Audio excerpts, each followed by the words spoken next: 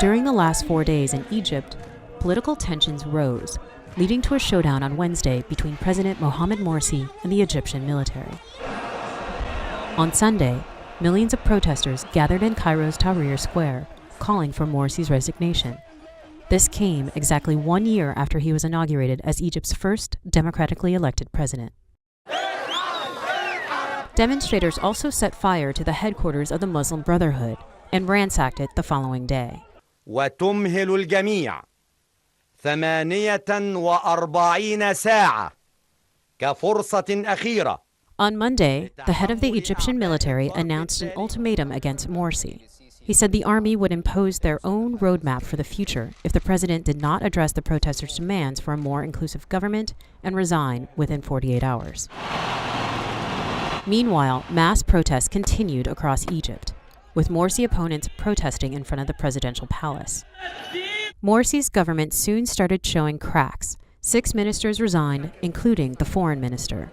On Tuesday night, President Morsi defied the military's ultimatum in a live televised speech. He declared himself the legitimate leader of Egypt and said he would pay the ultimate price. والحفاظ على الشرعية ثمن الحفاظ عليها حياتي. حياتي أنا عايز أحافظ على حياتكم كلكم. More deadly protests erupted Tuesday night.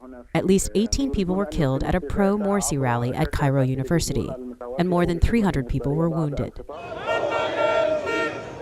As the ultimatum deadline approached Wednesday afternoon, the military published a Facebook post called The Final Hours, saying, quote, "We swear to God to sacrifice our blood for Egypt and its people against every terrorist or extremist or ignorant person." After the deadline passed, the president's spokesman released a defiant statement on Facebook. But early Wednesday evening, tanks and troops moved toward the presidential palace. And soon after, the military officially removed Morsi from power. They suspended the constitution and installed an interim government.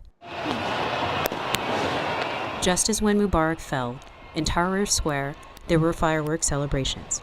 But elsewhere, the Muslim Brotherhood was upset and vowing to continue the fight.